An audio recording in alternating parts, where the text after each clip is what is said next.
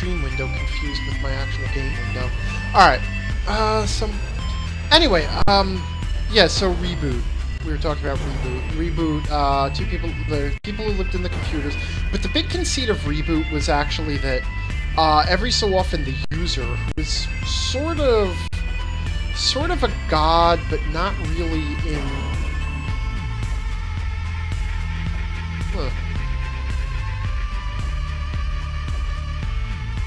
Huh. I guess this might have been where the game expected me to turn around and start backtracking. That's really disappointing. But what you gonna do?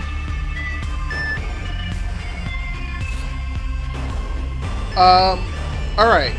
So anyway, the thing was that the user would occasionally play video games, and whenever the user played a video game, the video game would drop down into the city and use up the city's resources. And the inhabitants of the city would have to go in and take on the form of characters in the video game to beat the user. If the user won the game, then resources in the city would actually be nullified, and it was like whole sectors of the city would be wiped out. So every time you actually beat a video game, I mean, you don't realize it, but you are actually murdering the innocent ones and zeros that live inside your computer.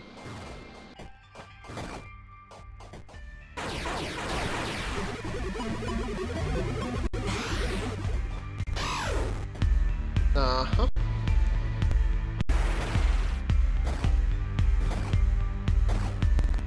See, like... Ah! Fuck me! Dog says that's kind of depressing. Yeah, but see, actually, what's really interesting, like, there was a lot of people wrote a lot on the early internet about Reboot, because the last episode of the... No, Salmello is saying, was this during Society's Gaming is Evil phase? And the answer is no, definitely not. The creators of the show were shit! Come on! I wonder if I could just teleport up through there and then walk across. I might be doing this the hard way. No, the fans of the creators of the show were actually big fans of video games, and big fans of computing in general. There. That probably should have done that from the outset. But what you gonna do?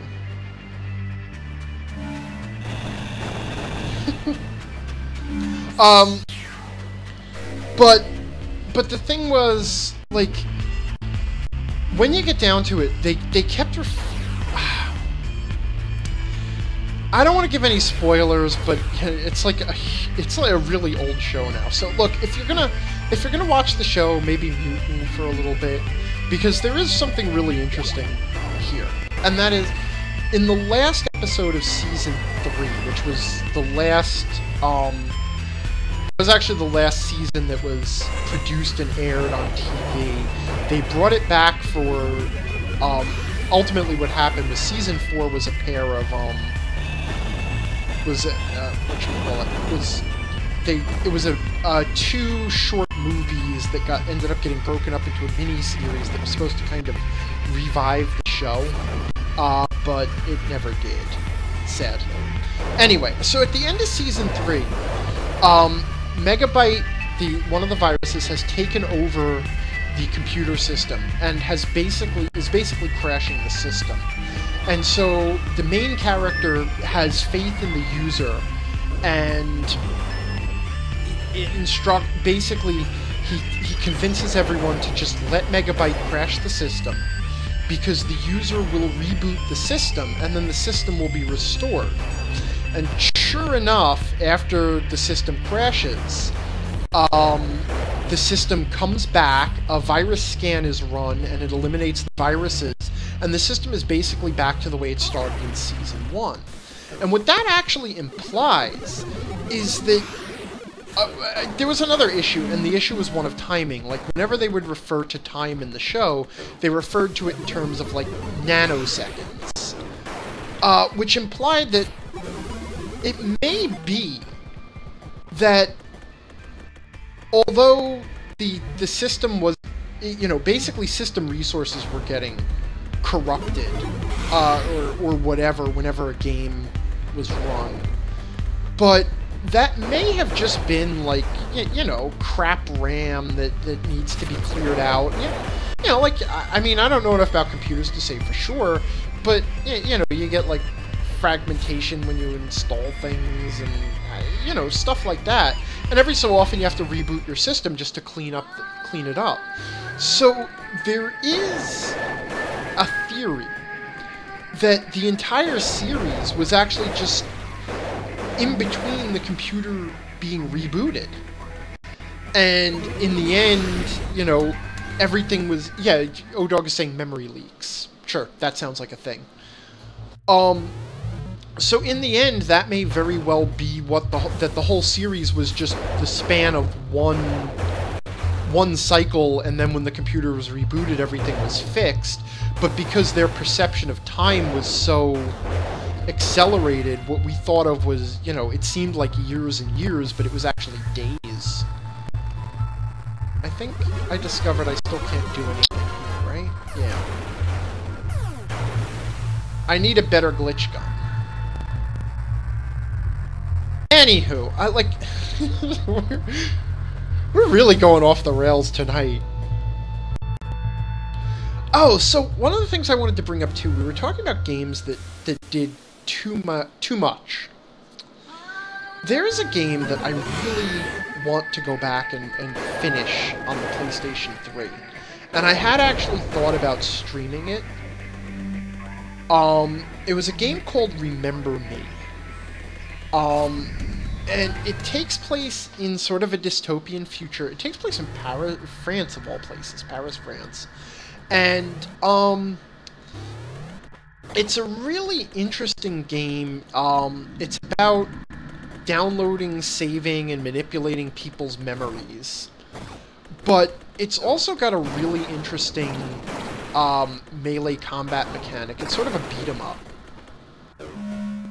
Oh, I forgot about these guys. I also... Damn it, I hate those guys. I also forgot my Vorange, I really hate these stupid bugs. Is there still one chasing me? Well, what am I supposed to do about one bug that's 1 pixel wide?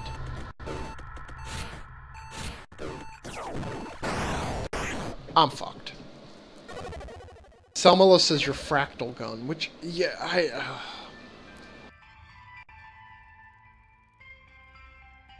Anyway, Remember Me was a very interesting game, and I think I got about halfway through it. And one of the things it did that was really cool that I've never seen a beat-em-up game do is it had a build-your-own combo system. So you had these different moves, punches and kicks, and different punches and kicks would do different things. Like you had defensive ones that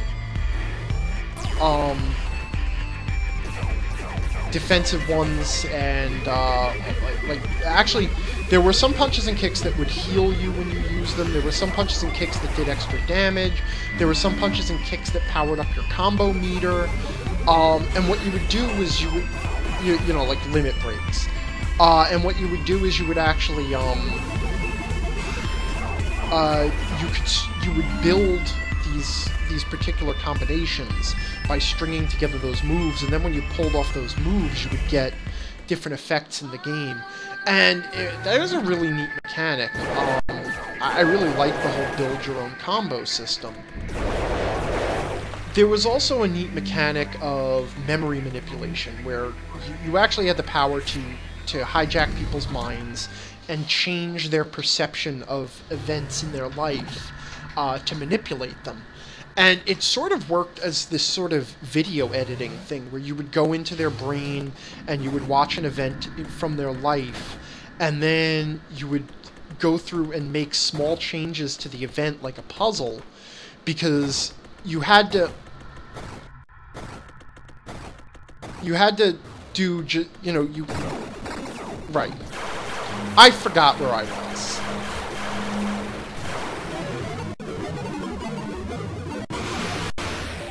I think the Kilver was best against these guys, honestly. Yeah, because the Kilver's got a big area of effect. So... And that was a really neat mechanic. And then, of course, it had a pretty good story. More or less. But the problem was... and it also tried to do a lot of, like, a lot of kind of crappy parkour platforming or free-running type stuff. The thing that really killed the game, the reason at least I didn't stick with it, was because none of those it didn't actually do much with any of those mechanics. Like, I would have loved to play a game with any one of those things that I just mentioned as a central feature. I love free running. I love, I love the idea of the video editing, memory manipulation, puzzle solving thing. I think that's really cool. And I really liked the build your own combo system.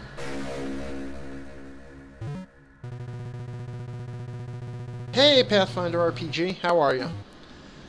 But, and the combat in general, the melee combat in general, was pretty good. The problem was, I didn't get to play with any of those mechanics enough by themselves. I'm in a new area. Oh, I'm in Eden. But I came in through a different... Okay, those interns don't hurt me, but there's zombie weird Sujin monsters. I have decided these are the ancient Sujins. And that's it. I've gotten more powerful, so now it's just, fuck you, they appear.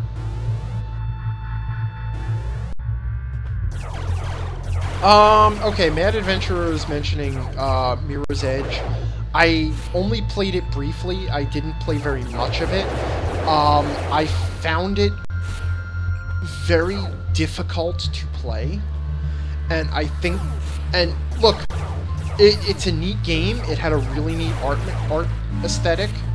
And I like the idea of basically a sort of pacifist free-running game. That's a neat idea. I will never understand why they felt the need to make it a first-person game. Okay, first-person platforming just doesn't work. It just doesn't. It sucks. Okay, you know, like... I mean, the only one we ever let get away with it was Half-Life. And even Half-Life, you know, in the cold light of modern games, it was, really... I don't think Half-Life has aged well. I gotta be completely honest. And I know that's, like, gaming sacrilege to say that, but, you know, for everything that it did right, it had a lot of annoyances. Salmello is saying that that's the coolest part of it. They did the platform surprisingly well for first person. But see, that's the key right there. The platforming was good for a first-person game. Okay, which is not... That's not as much of a compliment as you think it is. Okay? That's like saying... You know, like, I could chop off both my legs and then be a really good runner for someone who cut off both of his legs. But there's still going to be that question of, why did I cut off my own legs if I wanted to be a runner? R.L. Ritchie is saying, would you ever stream a random game request and play just for the heck of it? I might do that as a one-off, but, I don't think I would, like, play, like, a multi-hour or multi-session game. I'm back in Ukina now. This was the hallucination zone. Alright, what the hell. I wouldn't do, like... I would not let someone randomly say, hey, go ahead and stream this 6-hour game, or this 12-hour game, or whatever. But, as an episode, would I play...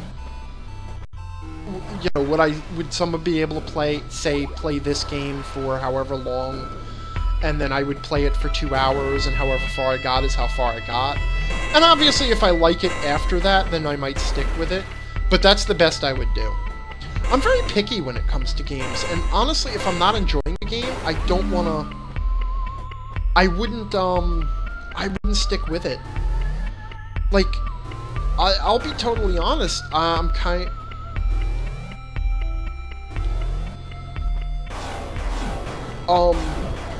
not, like, I'm having a hard time staying with this right now. Because, like, a lot of the luster has started to rub off this game. That Adventure is saying 2 hours of Paperboy. Well, that's the other thing, is I really do love retro games.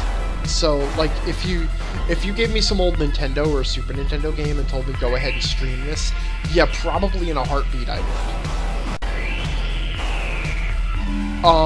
But if you made me spend, like, 30 bucks on a game, or 20 bucks on a game, to play it just for 2 hours, that's another thing that I probably just would not do.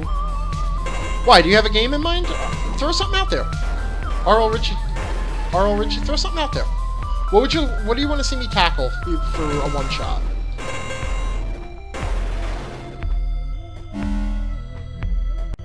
Pathfinder RPG is saying Metroid? The first one? I would do Metroid the first one, and that's one I would actually play through. Especially because I know I can beat it. I'm not sure where the hell I am right now. Oh, this is where I found the teleporting trench coat. Alright, so let's go forward, not back. I mean, I would totally do the first one. The problem with the first one is it's hard as hell. R.L. Richie is saying, how do you feel about grindy, level-based RPGs? He says, I seem to like puzzle adventures that do a good job teaching you as you go, but how do I feel about grindy, level-based RPGs? Not unless I absolutely have to. I mean, back in the day, I played my Final Fantasies, and of course I played Earthbound. But I also would never stream that crap. Because it's like, that's just too... I can't imagine, I can't make that entertaining. I cannot make 40 hours of dialogue boxes and turn-based combat interesting to watch. And if it's not something that I would sit and watch, I would not stream it. You know, I mean, I'm not... I know I make jokes about how I really don't watch live streams very much, but the truth of the matter is I do watch certain Let's Plays and stuff, but I never would... Like, I couldn't sit through that crap, and so I wouldn't... You know, like, even then, like, I've done... like, on my Twitter feed, on my Twitter feed, I've done, I did, let's see.